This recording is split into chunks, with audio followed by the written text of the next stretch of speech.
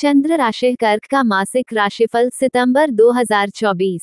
स्वास्थ्य। यह महीना स्वास्थ्य के दृष्टिकोण से सावधानी रखने वाला महीना होगा। वैसे तो आपका स्वास्थ्य ठीक रहेगा, लेकिन द्वादश भाव में मंगल महाराज विराजमान रहेंगे और वक्री शनि अष्टम भाव में रहेंगे। यदि आप अपने स्वास्थ्य के प्रति लापरवाही का रवैया अपनाते हैं तो ये समय कोई बड़ी बीमारी को जन्म दिला सकता है। लेकिन अगर आप अपने दिनचर्या पर और अपने खाने पीने की आदतों पर ध्यान रखते हैं तो फिर किसी बड़ी समस्या में फंसने से बच जाएंगे और स्वास्थ्य की रक्षा होगी। आपको दूसरों के झगड़ों में नहीं पड़ना चाहिए ताकि किसी तरह की चोट या दुर्घटना की संभावना न रहे। महीने का उत्तरार्ध अपेक्षाकृत अधिक अनुकूल रहने की संभावना है और तब आपका स्वास्थ्य पहले के मुकाबले और बेहतर हो सकता है। करियर के दृष्टिकोण से यह महीना वैसे तो अनुकूलता ही दिख रहा है, क्योंकि दशम भाव के स्वामी मंगल महाराज पूरे महीने आपके द्वादश भाव में विराजमान रहेंगे, जिससे आप काम में अपना सर्वस्व लगाएंगे और अपना 100% योगदान देंगे, जिससे काम में आपकी स्थिति मजबूत होने लगेगी। आप काम के सिलसिले में काफी भाग दौड़ करेंगे। एक शहर से दूसरे शहर जाना, अलग अलग मीटिंग में जाना और विदेश यात्रा करना भी शामिल है। आप अति व्यस्तता के चलते परिवार से कुछ दूर हो सकते हैं, लेकिन यह आपके काम और करियर के लिए बहुत बढ़िया समय रहेगा। छोटे भाव के स्वामी देवगुरु बृहस्पति एकादश भाव में विराजमान रहेंगे, जिससे आपके वरिष्ठ अधिकारियों की कृपा आप पर बनी रहेगी और वह आपके काम से प्रसन्न रहेंगे और इसलिए समय समय पर आपको प्रोत्साहन भी देते रहेंगे। देश के विपरीत व्यापार करने वाले जातकों को सावधानी रखने की आवश्यकता होगी।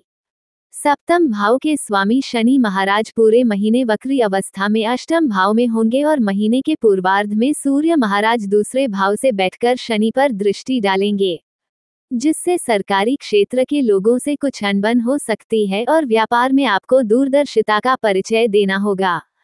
कर चोरी जैसे मामलों से बचना ही हितकर होगा, अन्यथा आपको भी नोटिस प्राप्त हो सकता है। अपनी उग्रता को नियंत्रण में रखें। व्यावसायिक साझेदार से भी सही व्यवहार करना और उन्हें बराबर महत्व देना आवश्यक होगा, तभी आप अपने व्यापार में उन्नति कर पाएंगे। महीने के उत्तरार्ध में सूर्य के तीसरे भाव में जाने से सरकारी क्षेत्र से लाभ प्रशस्त होगा। देवगुरु बृहस्पति की दृष्टि सप्तम भाव पर होने से आप विपरीत परिस्थितियों को भी अनुकूल बनाने में सक्षम हो जाएंगे और उससे आपका व्यापार ठीक ठाक चलने लगेगा। किसी महत्वपूर्ण और रसूखदार व्यक्ति या वरिष्ठ व्यक्ति का सहयोग आपको मिलेगा, जो आपके लिए मार्गदर्शक की तरह काम करेंगे। उनकी बातों पर ध्यान देकर उनका अनुसरण करके आप अपने व्यापार को और उन्नति की ओर ले जा। प्रेम, विवाह, व्यक्तिगत संबंध। यदि आपके प्रेम जीवन की बात करें तो पंचम भाव के स्वामी मंगल महाराज महीने की शुरुआत से लेकर अंत तक आपके द्वादश भाव में विराजमान रहेंगे, जिससे हो सकता है कि किसी आवश्यक कार्यवश आपके प्रियतम को दूसरे शहर जाना पड़े और कुछ समय के लिए आप दोनों के बीच दूरी हो। लेकिन देवगुरु बृहस्पति एकादश भाव में बैठकर पंचम और सप्तम भाव को समान दृष्टि से देखेंगे, जिससे आपको ये लाभ होगा कि आपका प्रेम परिपक्व होगा। आप एक दूसरे पर निर्भरता बढ़ाएंगे, एक दूसरे पर विश्वास जमाएंगे। भले ही में कुछ समय के लिए आप इससे डर जाएं, लेकिन आपका प्यार इससे कम नहीं होगा, बल्कि उसमें बढ़ोतरी होगी। आप प्रेम विवाह के लिए अग्रसर होंगे और अपने प्रियतम से प्रेम विवाह की बात कर सकते हैं, जो दोनों की रजामंदी से प्रेम विवाह की ओर बढ़ सकती है और आने वाले महीना में आपका प्रेम विवाह भी हो सकता है। विवाहित जातकों की बात करें तो आपके लिए यह महीना सावधानी पूर्वक व्यतीत करने वाला होगा। वैसे तो सब कुछ ठीक ठाक चलेगा, लेकिन सप्तम भाव के स्वामी शनि महाराज पूरे महीने अष्टम भाव में वक्री अवस्था में रहेंगे, जिस ससुराल पक्ष के लोगों से अच्छी बातचीत बनाए रखना आवश्यक होगा, क्योंकि जीवनसाथी का झुकाव अपने परिवार की ओर ज्यादा रहने वाला है। ऊपर से सूर्य महाराज दूसरे भाव में बैठकर शनि महाराज को देखेंगे, जो बीच बीच में कुछ कड़वी बातें कर सकता है, और मंगल की दृष्टि भी द्वादश भाव से सप्तम भाव पर होगी, जिससे जीवनसाथी से कहा सुनी के भी योग बनेंगे। लेकिन सबसे अच्छी बात यह है, गुरुदेव की अमृत दृष्टि सप्तम भाव पर होने से विवाह की रक्षा करेगी और आपके बीच संबंधों को मधुर बनाने में सतत प्रयत्नशील रहेगी, जिससे धीरे धीरे आपका रिश्ता संभल जाएगा और आप एक दूसरे के साथ फिर से जुड़ाव महसूस करेंगे। सलाह, आपको प्रतिदिन श्री बजरंग बाण का पाठ करना चाहिए। श्री शंकर भगवान जी और पार्वती माता जी तथा श्री गणेश जी की पूजा नियमित रूप से करें। चंद्र देव के बीज मंत्र का जाप करना भी आपके लिए अनुकूलता लेकर आएगा। उत्तम गुणवत्ता वाला पुखराज रत्न सोने की मुद्रिका में जड़वा कर अपनी तर्जनी अंगुली में गुरुवार के दिन धारण करना लाभप्रद रहेगा। सामान्य, यह महीना कर्क राशि के जातकों के लिए मिश्रित परिणाम लेकर आने वाला है, क्योंकि इस महीने आपको कई मामलों में सावधानी रखनी होगी और चुनौतियों का सामना करने के लिए तैयार रहना होगा। आपके करियर की बात करें तो नौकरी में स्थितियां ठीक ठाक रहेंगी। काम में आपकी अति व्यस्तता रहेगी। काम के सिलसिले में दूसरे शहर और दूसरे देश की यात्रा के योग बनेंगे, जिससे आप थोड़ा थकान भी महसूस करेंगे, लेकिन यह आपके काम के लिए बेहद अनुकूल स्थिति लेकर आएगा। इसके अतिरिक्त व्यापार करने वाले जातकों को कुछ चुनौतियों का सामना करना पड़ सकता है और आपको सभी सरकारी नियमों का पालन करना होगा, अन्यथा कोई ना कोई समस्या आपके सामने आ सकती है या कर से संबंधित कोई नोटिस भी आपको प्राप्त हो सकता है। प्रेम संबंधों के लिए महीना अनुकूल रहेगा। प्यार का माहौल रहेगा। देवगुरु बृहस्पति की कृपा से आपके प्रेम विवाह के योग बनते दिखाई दे रहे हैं। विवाहित जातकों की बात करें तो आपके रिश्ते के लिए समय उतार चढ़ाव से भरा रहने वाला है। जीवन साथी का झुकाव अपने परिजनों की ओर ज्यादा होगा, जिससे आप दोनों के बीच रससाक्षी की स्थिति उत्पन्न हो सकती है। कभी कभी वो कड़वी बातें भी कर सकते हैं जो भले ही सच हो लेकिन सुनने में बुरी लगेंगी और आप दोनों के संबंधों में तल्खियां बढ़ सकती हैं, इसलिए सावधानी रखना बेहतर होगा और वाद विवाद से बचना होगा। विद्यार्थियों के लिए महीना अनुकूल रहेगा। आप पढ़ाई में पूरा ध्यान लगा पाएंगे और इसके परिणाम स्वरूप अच्छे अंकों की प्राप्ति से आपका मन प्रसन्नचित हो जाएगा। पारिवारिक जीवन मध्यम रहेगा। धूप और छाव की स्थिति रहने वाली है। माता जी के स्वास्थ्य में कुछ गिरावट आ सकती है। लंबी यात्राओं के योग बनेंगे। धार्मिक स्थलों की सैर भी करेंगे। विदेश यात्रा की स्थिति भी बन सकती है। स्वास्थ्य में कुछ कष्ट आ सकते हैं।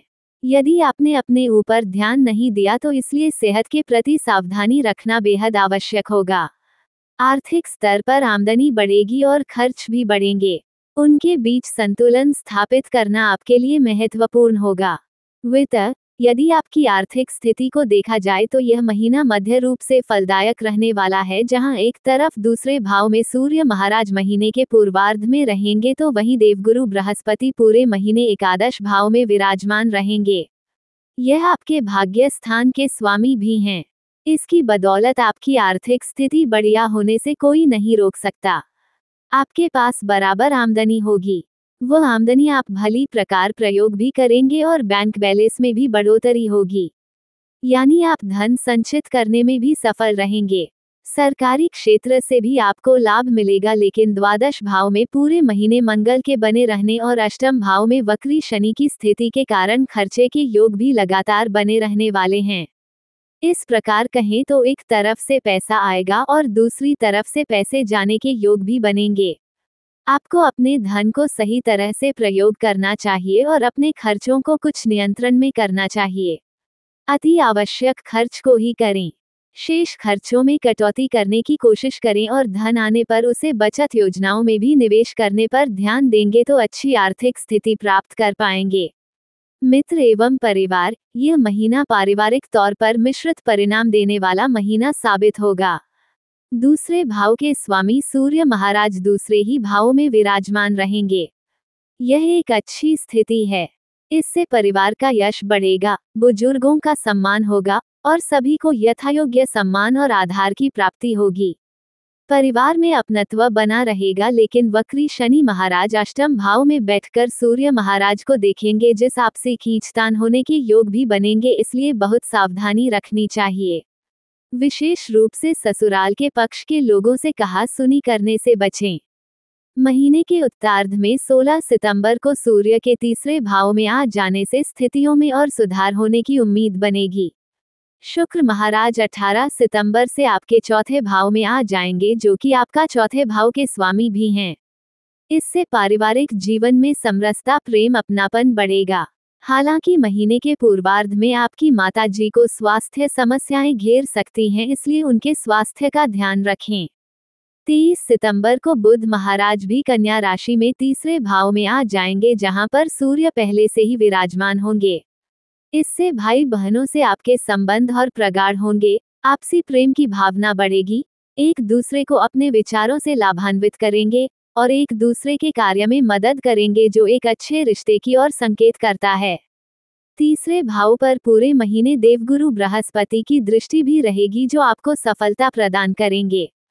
मंगल महाराज की दृष्टि तीसरे भाव पर होने से बीच बीच में भाइयों से कहा सुनी हो सकती है, लेकिन देवगुरु बृहस्पति सब संभाल लेंगे।